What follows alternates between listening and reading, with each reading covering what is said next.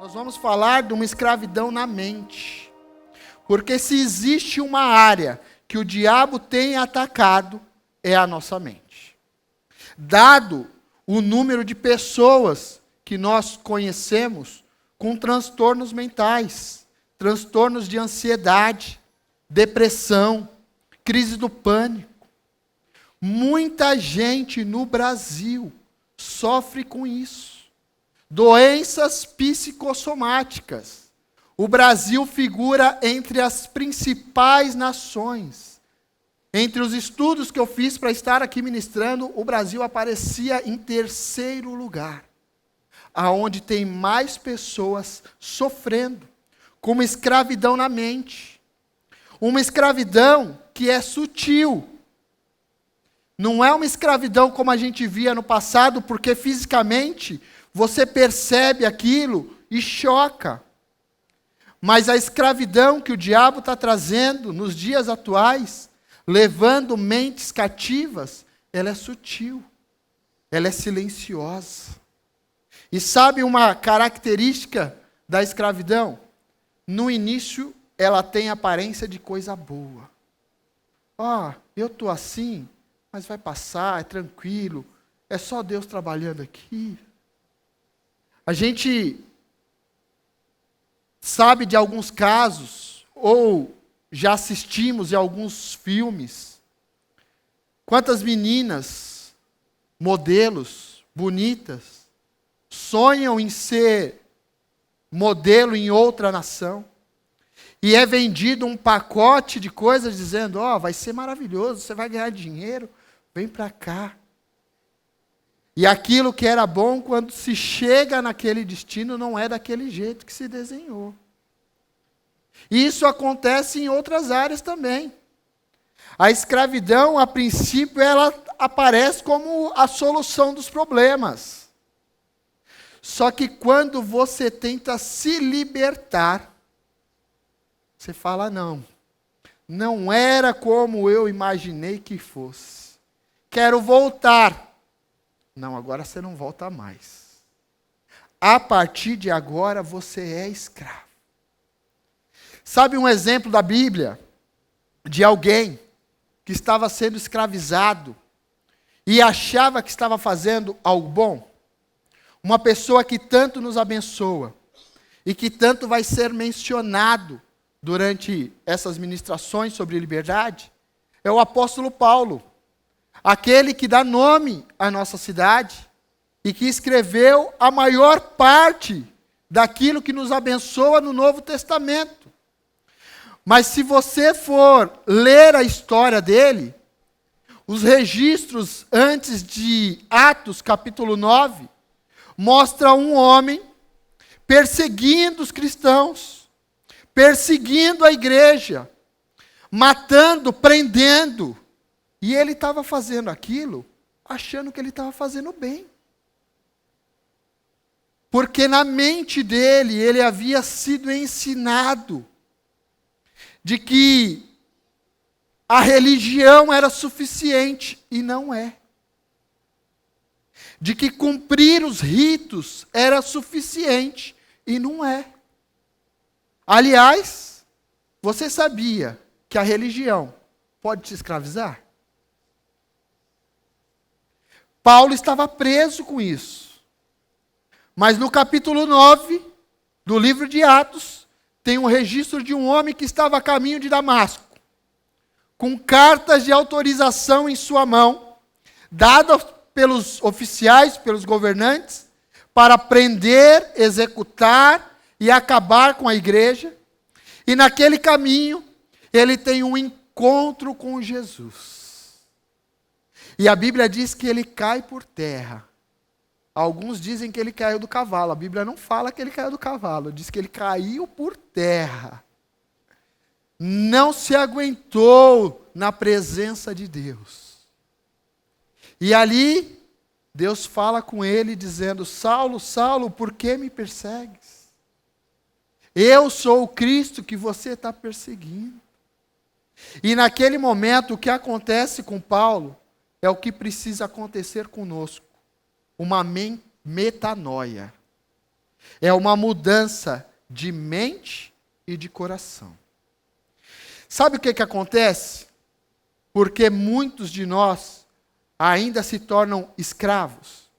Porque a gente tem plena consciência de que Jesus nos deu um novo coração pela obra da cruz.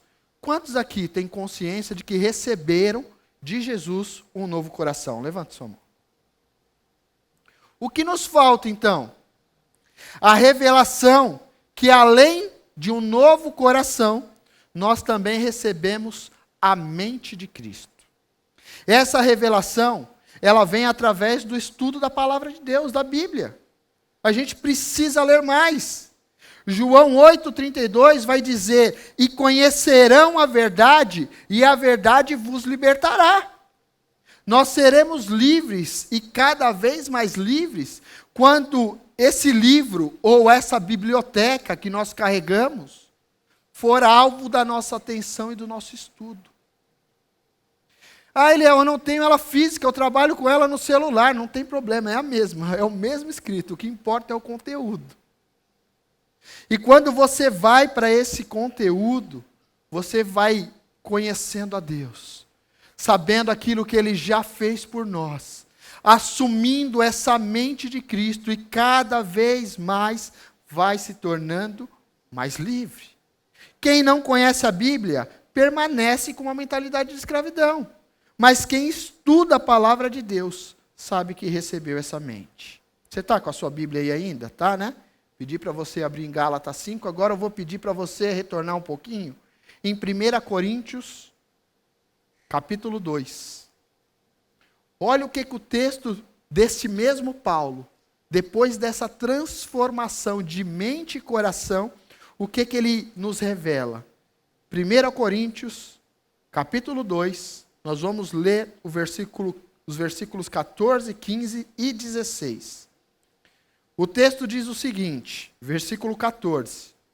Quem não tem o Espírito, esse Espírito que a gente estava clamando aqui agora, você pode perceber aí que ele está Espírito com E maiúsculo, está falando do Espírito de Deus.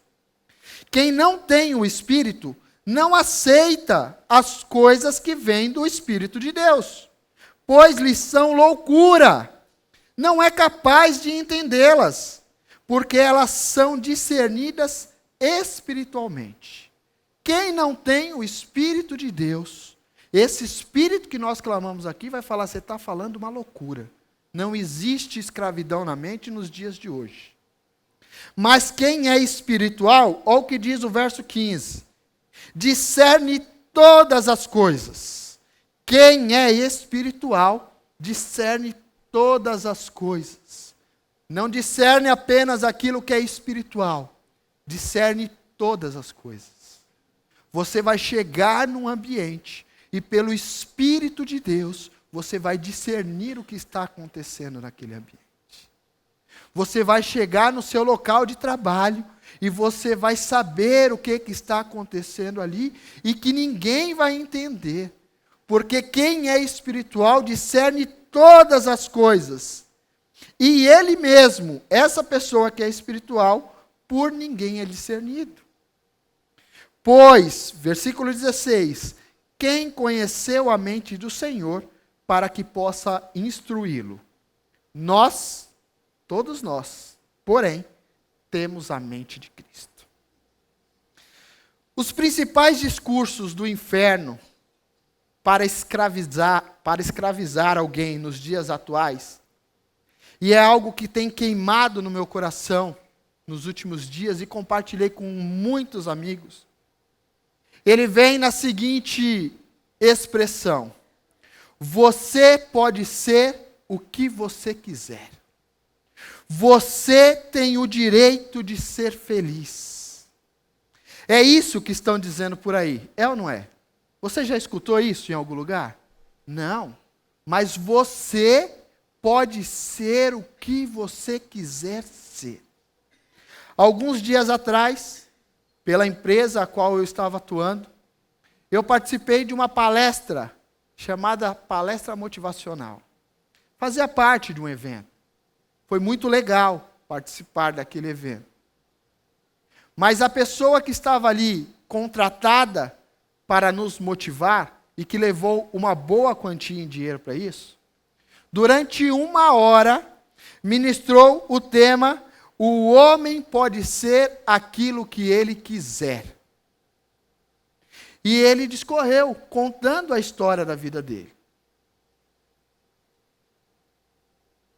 E eu via 70%, 80% do público que estava ali, e não era um público pequeno, vibrando com aquilo que ele falava. E no meu coração eu falava: Deus, isso é contrário ao que diz a tua palavra. Quanta gente sendo escravizada pelo tema, pela expressão, ou pela mentira de achar que pode ser o que quiser. Eu só tenho um único argumento para compartilhar com você que descredibiliza essa expressão. Quantas pessoas você conhece que são aquilo que gostariam de ser? Tem alguém aqui nesse auditório que pode levantar e dizer: eu sou 100% daquilo que eu gostaria de ser? Não existe. É fantasia.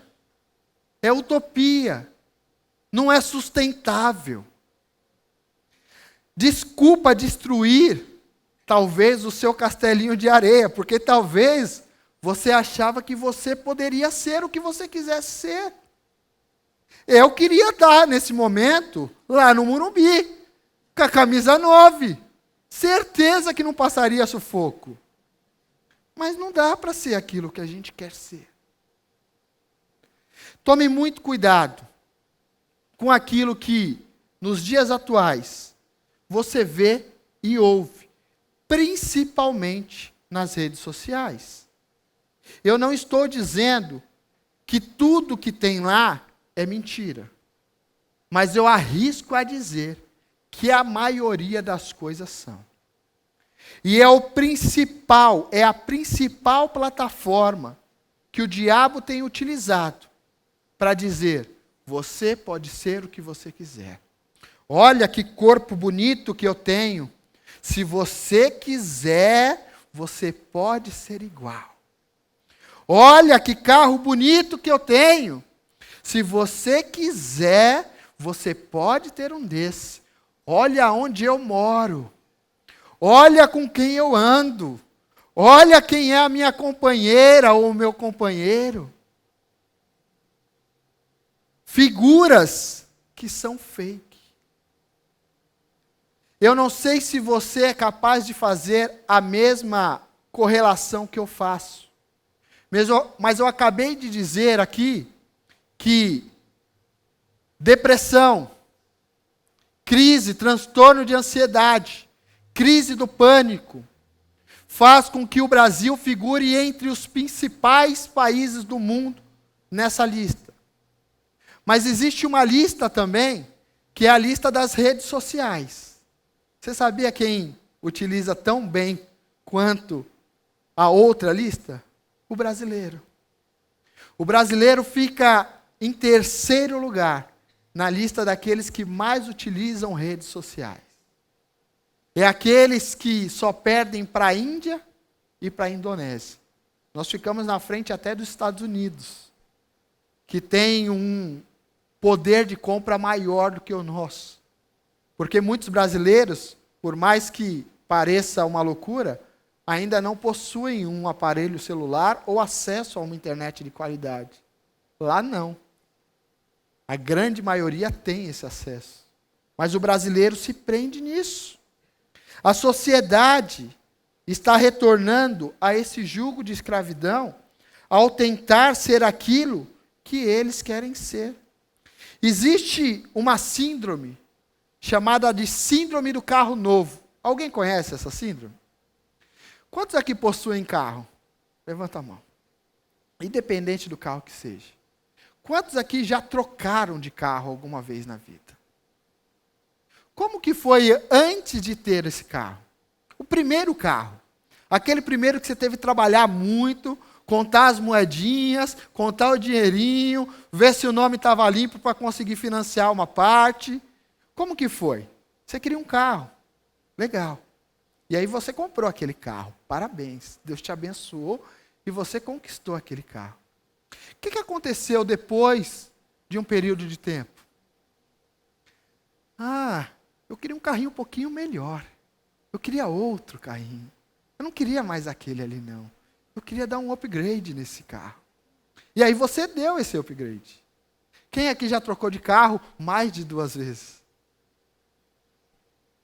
E como que está hoje? Com o carrinho que você está? Está pensando em trocar de carro? Está querendo um melhorzinho? Essa é a escravidão que o diabo tem inserido na mente da nossa sociedade. Você pode ser aquilo que você quiser ser, e você nunca vai estar satisfeito. Quando você atingir o seu primeiro nível, você vai querer o segundo. Quando você atingir o segundo, você vai querer o terceiro. Quando você atingir o 10º, o 15º, o 1000º nível, você vai falar, meu Deus, eu estou caminhando nisso a vida inteira, mas eu não estou satisfeito. E sabe por quê? Porque você só vai atingir a satisfação plena quando você se tornar aquilo para o qual Deus te criou para ser. Você não foi um erro, você não foi uma obra do acaso, não foram os seus pais que quiseram fazer você nascer.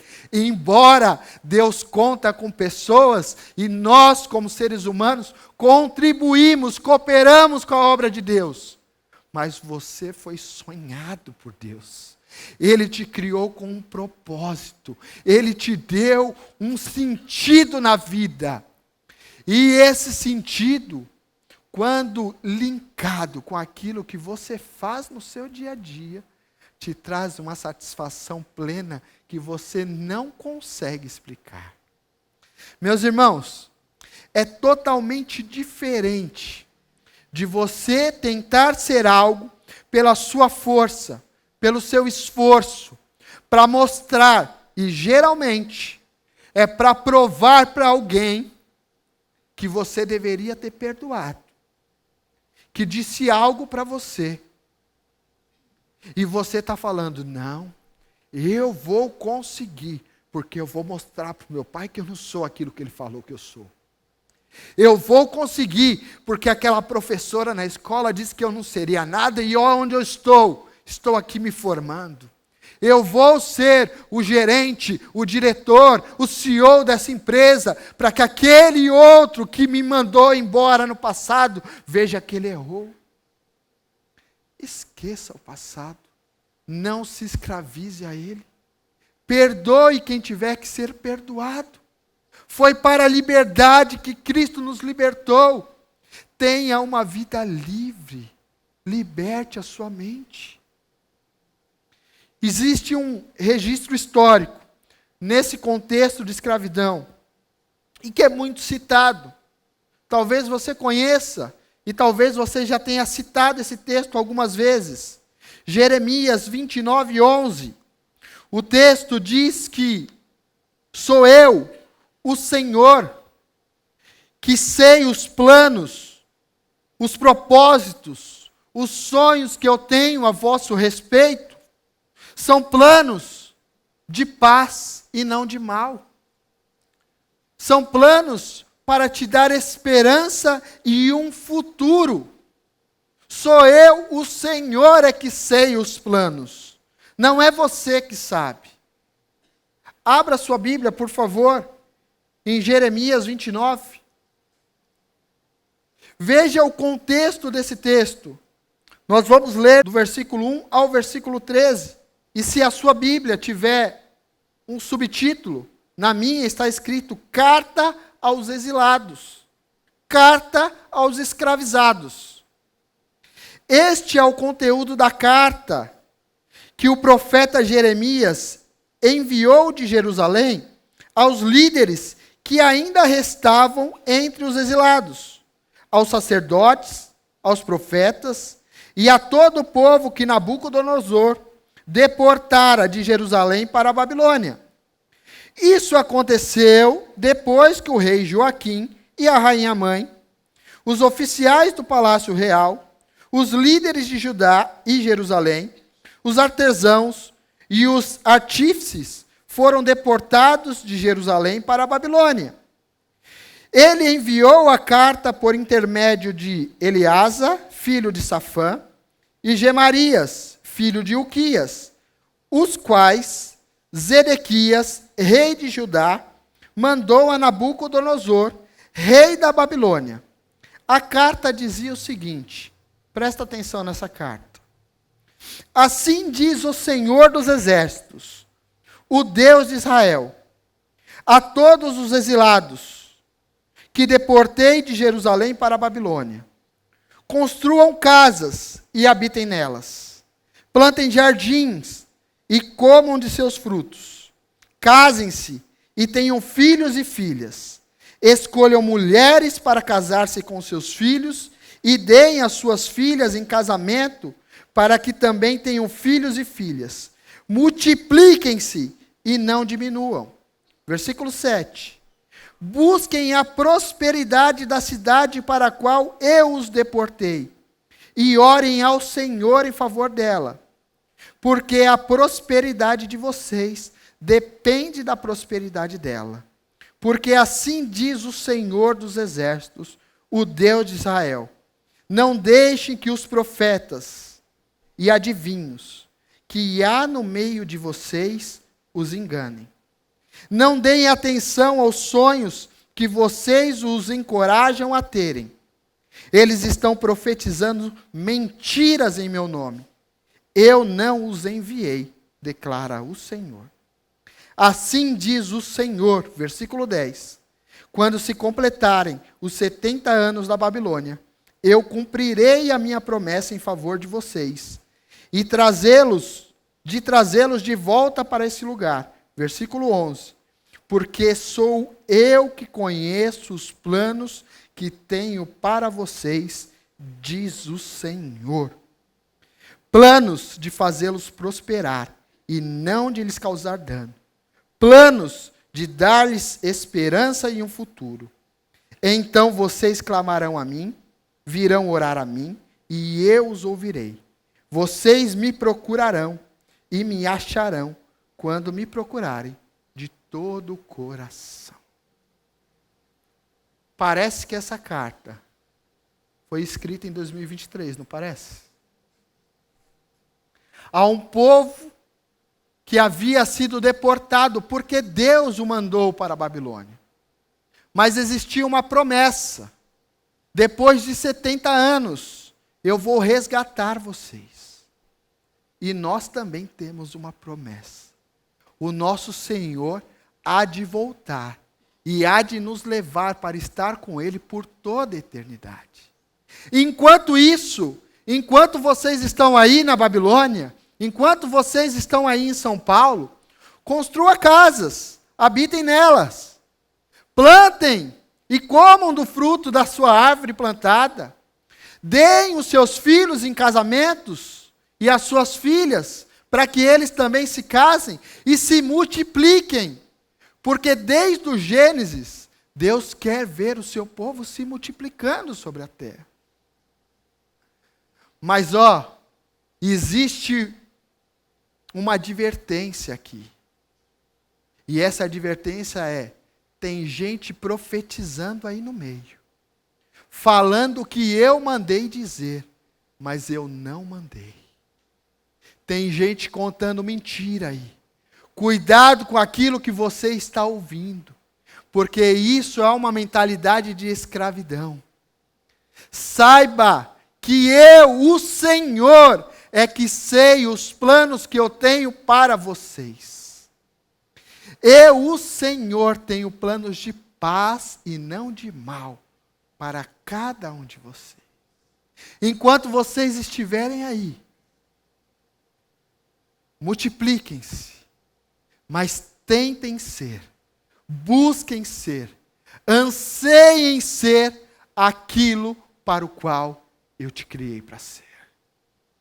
Meus irmãos, quando você entra nessa rota, totalmente diferente da síndrome do carro novo, que você nunca está satisfeito, quando você entra nessa rota, você se sente pleno. Mas eu não realizei nada ainda. Eu ainda não sou aquilo que Deus espera que eu seja. Mas eu estou no caminho, no processo. E isso me traz a plenitude de Deus. Me traz a plenitude do Espírito Santo. E eu tenho a paz de Deus que excede todo entendimento. Porque eu sei que eu estou indo para o destino certo. Eu não estou dizendo, meus irmãos, que você deve ficar parado, de braços cruzados. Eu estou dizendo que você deve se esforçar. Eu estou dizendo que você precisa levantar cedo, que você precisa ser responsável, que você precisa se preparar e obedecer aquilo que o seu pai está te pedindo. Você só vai ser aquilo que Deus quer que você seja, se você se esforçar. Busque o seu propósito, o propósito que Ele estabeleceu para a sua vida. Alinhe as suas expectativas com aquilo que Deus preparou para você. Clame a Ele dizendo: Pai, me revela. O que o Senhor espera que eu seja? É para eu ser uma dentista? Que seja uma dentista que ganha almas para Jesus. É para eu ser um médico, uma advogada, um vendedor, uma vendedora? Faça o que tiver que fazer, mas com um propósito alinhado para aquilo que Deus te chamou para ser. Existe mais um registro na Bíblia. E algumas semanas atrás, pastor Carlos Bezerra Júnior ministrou aqui sobre o primeiro, eu ia falar primeiro, aí ele corrigiu. Ele falou, tem gente que fala que é 1 Samuel, e não é 1 Samuel. Primeiro livro de Samuel, capítulo 17, conta a história de Davi versus Golias. Você sabe como é essa história. Mas sabe algo que me chama muita atenção? Nesse capítulo 17 do primeiro livro de Samuel, é o versículo 20. Diz assim, na versão King James atualizada: Davi levantou-se antes do romper da aurora. Em outras versões diz que Davi levantou de madrugada. Deixou o rebanho com outro pastor. Davi cuidava das ovelhas do seu pai. Ele levanta cedo, antes do romper da aurora, sem preguiça. É responsável ao pegar aquilo que ele tinha como obrigação naquele dia e delega a uma outra pessoa, a um outro pastor. E a sequência do texto diz que tomou a carga que havia preparado e partiu. Ele estava preparado, porque o seu pai havia ordenado que ele fosse à guerra, levar alguns alimentos e buscar notícia dos seus irmãos que ali estavam. Davi não teve preguiça, levantou de madrugada. Um adolescente de 15, 16 anos, responsável, deixou as ovelhas do seu pai com outro pastor. Pegou tudo aquilo que tinha preparado e saiu. E sabe o que a sequência do texto diz? Que ele chegou ao acampamento, exatamente na hora que o exército israelita, ele chegou no acampamento, exatamente na hora que o exército israelita, com um grito de batalha, ordenava os soldados em suas posições. Davi chegou para cumprir aquilo que Deus tinha preparado para ele, no momento exato. Mas ele se esforçou, ele foi responsável e ele se preparou. Eu não estou dizendo que você deve largar tudo aquilo que você estava fazendo para buscar ser aquilo que Deus está esperando de você. Eu estou dizendo que você deve, a partir de hoje, dobrar os seus joelhos e clamar: Pai, alinha o meu propósito, alinha aquilo que eu estou fazendo com aquilo que o Senhor sonhou para mim. Faz sentido isso, meus irmãos? Deus está falando com você nessa noite? Eu desenhei um quadro difícil aqui para a gente. E perceba a cara de vocês. Mas a palavra de Deus tem a solução para a gente. Receber a mente de Cristo é o que nós precisamos fazer. É a metanoia. Crendo que Ele já mudou o nosso coração e tem nos dado essa mente. E avançar para o nosso futuro. Sabe o que Paulo vai dizer nessa metanoia? Romanos 12, 2. Não se amoldem ao padrão desse mundo, mas transformem-se pela renovação da sua mente, para que sejam capazes de experimentar e comprovar qual é a boa, agradável e perfeita vontade de Deus. Quando você não se amolda ao padrão desse mundo, o mundo está dizendo: seja o que você quiser ser. Quando você abre mão do que o mundo diz, renova sua mente e passa a ser aquilo que Deus planejou para você ser, você experimenta qual é a boa, perfeita e agradável vontade de Deus. Paulo ainda vai dizer aos Filipenses o seguinte, meus irmãos. Filipenses 3,13. Irmãos, não penso que eu mesmo já tenha alcançado. Eu ainda estou caminhando. Eu ainda estou avançando. Mas uma coisa eu faço, esquecendo-me das coisas que ficaram para trás. Eu deixo o meu passado no passado. E avançando para aquelas que estão adiante de mim, eu prossigo para o alvo, a fim de ganhar o prêmio. Em algumas versões vai dizer, da vocação celestial. Na NVI diz, do chamado celestial de Deus em Cristo Jesus. Esquecendo-me das coisas que ficaram para trás, eu avanço para o alvo, a fim de ganhar o prêmio da vocação, daquilo que Deus me criou para ser. Eu vou cumprir isso, e ao cumprir isso, em Cristo Jesus, eu serei pleno. Esta foi a metanoia que Paulo teve, meus irmãos. Mudança de coração. Jesus já fez isso na cruz por mim e por você. Mas também uma mudança de mente. Paulo não se amoldou ao mundo que ele vivia. Creia o que diz Provérbios 16:1. Ao homem pertence os planos do coração, mas do Senhor vem a resposta da língua. Nós podemos planejar, o nosso coração vai fazer planos, mas espere uma resposta que vem de Deus. O mesmo capítulo de Provérbios 16, no versículo 9, diz que em seu coração o homem planeja o seu caminho, mas é o Senhor que determina os seus passos. Quando você planejar algo, quando você quiser se tornar alguma coisa, consagre ao Senhor. Verifique se está alinhado com o propósito dele. E você vai ver que o seu caminhar, que cada passo que você der, vai ser firmado pelo Senhor. Meus irmãos, eu finalizo essa ministração com uma conclusão. Te lembrando que foi para a liberdade que Cristo nos libertou. E essa liberdade é resultado dessa metanoia que nós experimentamos ao entregar a nossa vida a Jesus. Temos então a consciência de que Ele nos deu um novo coração. E a revelação pela palavra de Deus que nós recebemos a mente de Cristo. É a palavra de Deus que diz isso. Isso nos torna espiritualmente aptos para discernirmos todas as coisas e em todos os tempos. E a compreender que o que realmente nos trará satisfação plena é ser aquilo para o qual Deus nos criou para ser. Amém? Se coloque de pé nesse momento.